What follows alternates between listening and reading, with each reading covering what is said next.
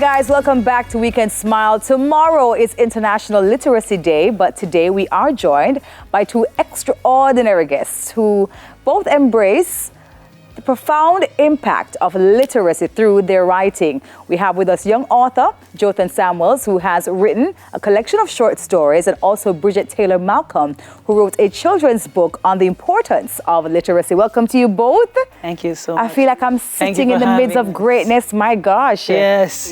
Thank you. We feel the same. You are. You are. Oh, he says I am sitting in the midst of greatness. Sorry, my apologies. Of course. Jotham, I'm going to start with you because you are an exceptional young man. We were talking a while ago. You were telling me that you're 12 years old. You wrote your first book at the age of? 7. 7 years old. Now, I know 7-year-olds, they are outside playing, they're running up and down, they're having a fantastic time.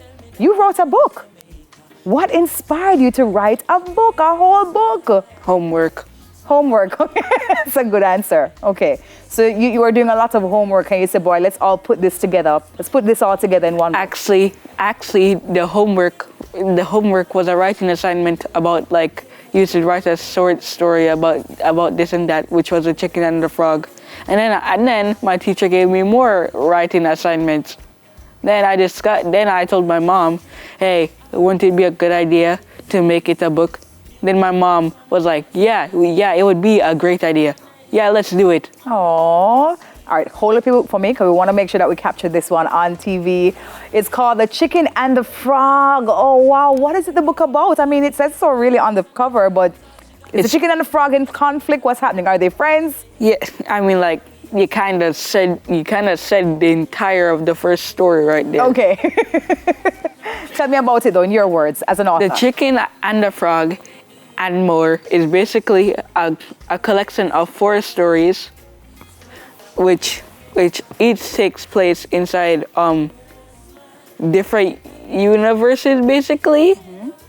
And the first story, The Chicken and the Frog, obviously, takes place inside a universe where animals can talk, basically. Oh, wow. Okay. All right. Listen, Jotham, I will sit here for the whole morning and talk to you, and then Bridget going to be over here like, I'm here for the interview as well. Bridget, you also wrote a book. Yes. This is your first book you've ever authored? This is my first published book. First published book. Yes. Wow. Okay. Why did you decide to write the book at this time?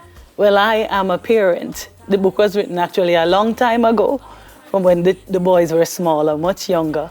But I decided, the educational system kind of lacks that creativity and a new way of looking at things and learning. So that is why I decided that this time would be a good time to push it out. What is your book about? This is the adventures of Nosy Supposy. Oh, I love the name. I used to call my boys Little Nosy Supposy because they would ask and suppose a lot of things. Wow. Right? So this is just about that. They had an imaginative mind. Yes, very imaginative. And most parents would be able to relate to the fact that children do ask a lot of questions when they're at that stage. So this is just a story about one such boy who supposed that no one could read because he didn't want to do the homework or wanted to go to school. Oh, wow. So, yes, that was it. I guess you don't want to tell me anything more about the book. You want me to go and buy it to read it myself. That's okay. Jotham, let me come back to you and let's talk about what it was like when you saw your book in hand for the first time, hardcover and all. How did you feel? I felt good. And I especially felt great when my friends at church bought my book. Oh, that's so nice. They were the first people that actually bought it. How has writing and literacy helped you? How? Yeah. It has helped me to sit down and think about more stuff and be more focused on a task at hand and especially homework. Yeah. And for the kids out there who, they may see literacy and reading and writing as a little boring, what would you say to them? What would I say to them? Yeah. It's not that bad. It's not that bad, is it? Yeah. Okay. Long-term goal now. I'm asking you a lot of questions. I'm so interested in you. I mean, what do you want to do? Do you want to author more books as well? Yes, I do. Yeah? Do you have anything you're working on right now? I'm working on a second book, but there's so much problems. And also I'm working on a small series for my friends. What is the problem that you as a 12-year-old is now facing? Homework. What's the problem? Homework. Homework, yeah. I can see how that would be difficult. Okay, okay. All right. No, Bridget, I mean, this book is a whole children's book. They're doing well, right? Yes. Yeah, yes. yeah. Why are they doing so well in terms of book options? We're finding now more persons are interested in the stories of little kids, you know, kind of living vicariously sometimes through the stories. The truth is, the world as it is now is full of virtual reality. It's a way of escape. It's a way of escape for many children and for people in general. So you find that a lot of children, and it's healthy that they're going back to, especially hardcover. Yes. Paper books. Touching it. Yes, touching it and holding it and reading it is very important. Yeah. Because it really takes them back. And as Jotham said, rightfully so, it helps them to focus, really concentrate, and it's a good way to bond, for parents to bond with their children.